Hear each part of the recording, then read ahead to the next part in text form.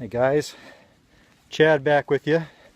If this is the first video you've seen on this page today, I urge you to go back and see the post before this, because I'm talking about this whole challenge that I'm doing myself in recognition of Memorial Day.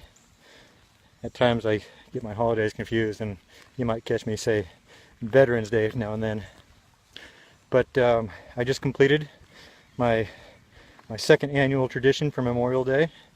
It's a physical challenge to myself and anybody who wants to join me, called the Murph Challenge, in honor of Navy Lieutenant Michael Murphy, who, if you've seen Lone Survivor, he's one of the guys that sacrifices himself when he goes up on the big rock to get a signal and make the rescue call, and pays for it with his life.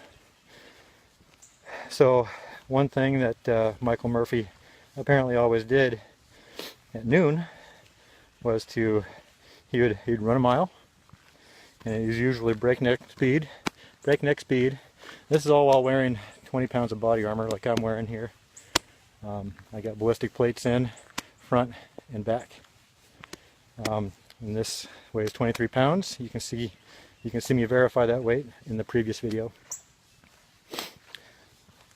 But I just completed the Murph Challenge, which consists of that 1 mile run, 100 pull-ups, 200 push-ups, and 300 air squats with 1 mile back. Obviously not all in one set. I broke mine up into 10 sets of 10, 20, and 30 respectively. And then, I lost about 2 minutes on my 1 mile run back. But it's to be expected, because this is quite a saddle to be wearing. But it's complete. I broke out a great sweat, and it's all in recognition of those that sacrificed their life, limbs, eyesight, and other perils while in the performance of their combat duty. I'd like to make a remembrance to one of my close friends that I went to college with. His name is Captain Edward Saltz, affectionately known to his friends as Matt. Fatty Matty, in fact. When in fact he was not fat at all. He was in pretty good physical shape. But Matt gave his life just prior to Christmas in 2003 in Baghdad, when he became a victim to one of these brand new tactics that a weaker enemy has employed to defeat our superior combat strength, known as the IED, or the Improvised Explosive Device. Matt became the very first combat casualty for my home state of Montana, where we went to college together.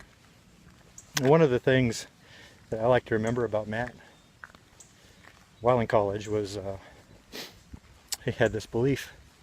This is the memory that sticks out to me. It's weird because it's just funny. He had this belief that if you put stored tap water in an open container inside the refrigerator, it reduces its chlorine content. And I thought that was just kind of crazy, that if I ever went over to his house and went to get a beer out of the refrigerator, there's always an open glass of tap water on the top shelf. And that's what I remember about Matt, first and foremost, which is kind of weird. That was the very first combat casualty that ever hit me really hard, and that was when we were both brand new soldiers, brand new officers, while we were both in Iraq at the same time. I never did get to meet Matt while in service. I just always knew of his presence. We were both stationed in Germany. We were both deployed in Iraq at the same time.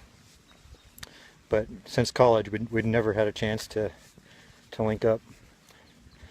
But whenever Memorial Day rolls around, Matt's always the first on my mind.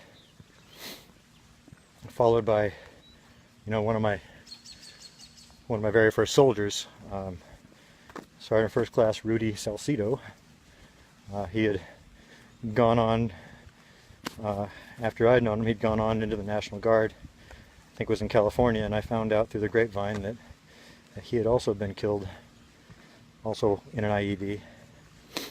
So there's another one that hit me really hard. But that's what Memorial Day is all about, is remembering those that sacrificed. And that's why I do this. If you watched this and followed me through this little journey, I thank you. Leave me comments. I kind of live off of that engagement, so don't just throw a like, throw a comment, and I will be sure to reply to each and every one of them that ever comes in. Okay, that concludes my Memorial Day remembrance. Have a great weekend. Cook safe and drink safer, if at all. Have a good day.